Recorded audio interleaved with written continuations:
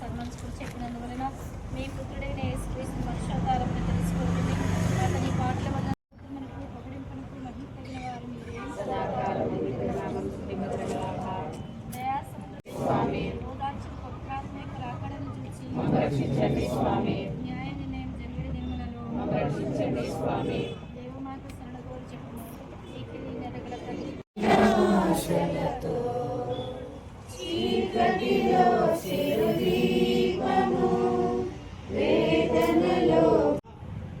ఇక్కడ రాజ్యాన్ని స్థాపించడానికి రాలేదు.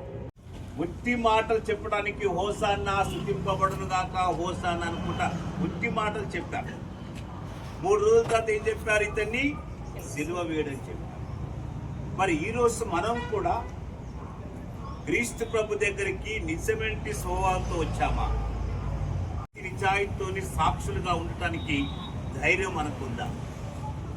నేను క్రీస్తుడని చెప్పుకోవటానికి మనకు ధైర్యం ఉందా? మెడలో ఒక సిలువ రూపం ధరించుకొని నేను క్రీస్తుడని చెప్పుకోవటానికి ధైర్యం ఉందా? ఏమంటున్నాడు తెలుసా ప్రభు? ఈ ప్రజలు వట్టి మాటలతో నా చెంతకు వస్తున్నారు, కేవలం పెదవులతో నన్ను పూజిస్తారు, వీరి హృదయములు నాకు దూరంగా ఉన్నాయి అంటున్నాడు. మరి ఆ విధంగా ఉన్నామా? ఒకసారి ఆత్మ పరిశీలన చేసుకో.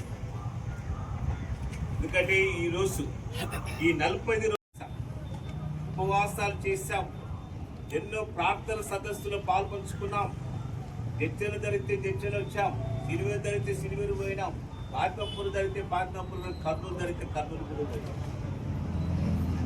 మరి ఈ పెదవులతో వలి